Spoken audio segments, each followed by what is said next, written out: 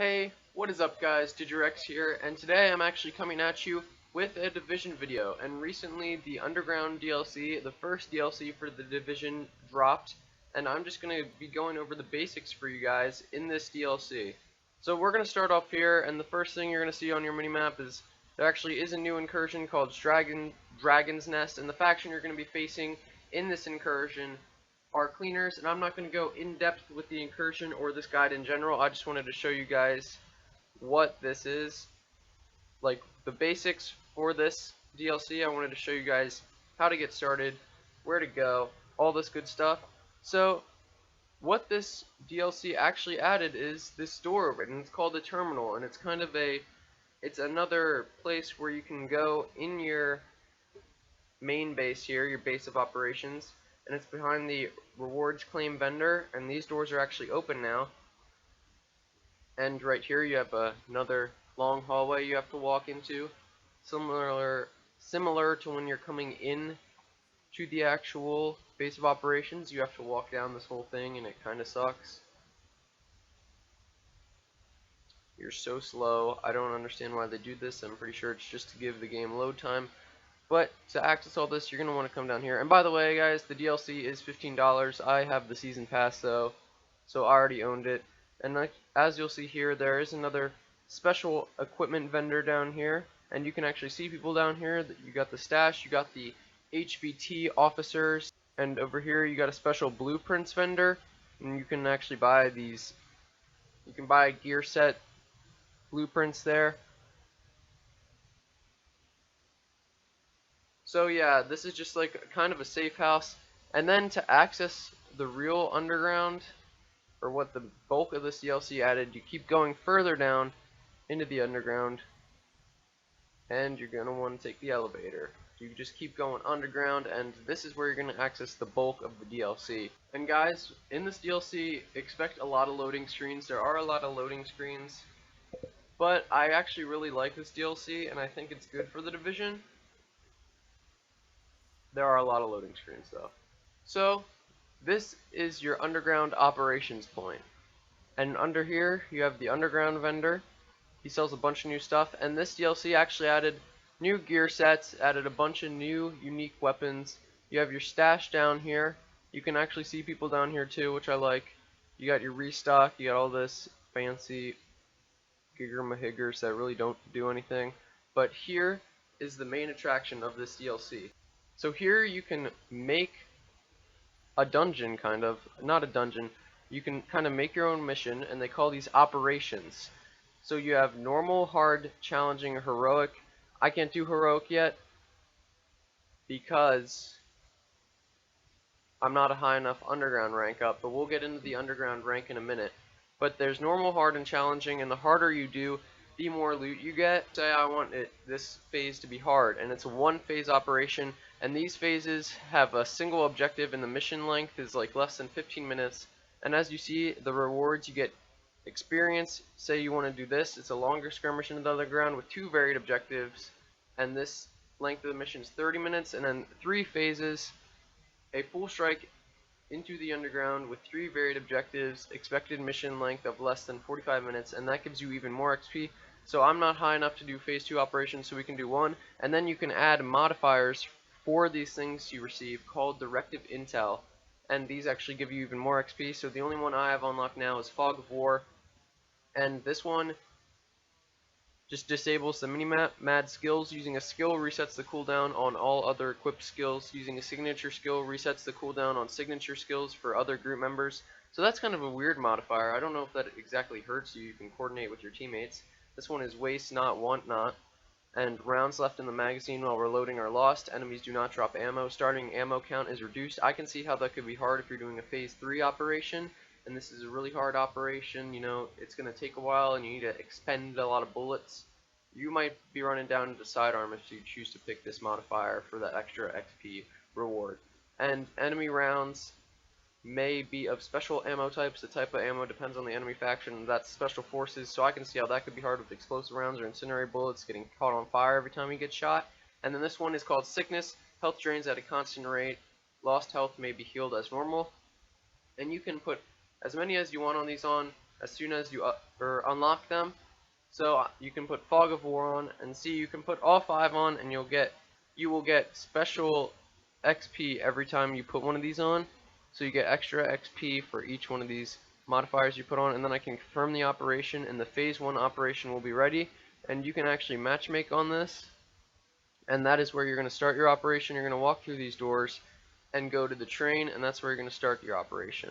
So basically what this is making your own kind of missions, and you're going to end up in a random room with random objectives, depending what phases you pick, which difficulty you pick, and you're going to be fighting random factions underground. So it's actually pretty cool, traveling all throughout the subway system. And in this DLC there actually is a lot more intel to get, and you get underground XP for intel.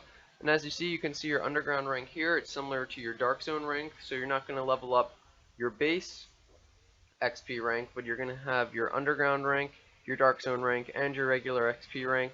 And as you see here, I do need some underground rank to buy these, like underground rank 40, underground rank 20. I don't have that yet. I'm only underground rank 6, but you do get the XP for doing these missions, and the harder you make them, the more XP you'll get.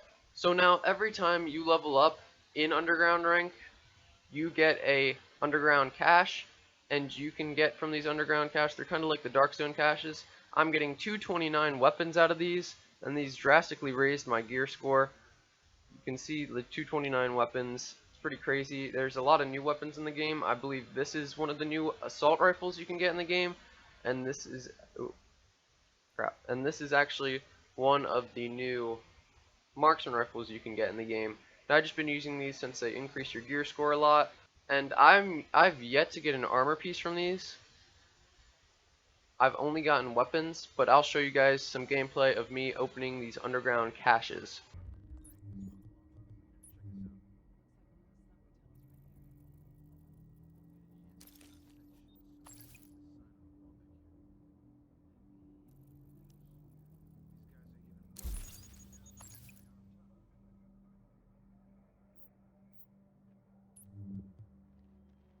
So with these operations, there's normally a boss at the end, and you will get stuff from that, but I normally end up selling my high ends from that because they're really just not that good. Just because, you know, they're just from what the boss dropped and they're lower.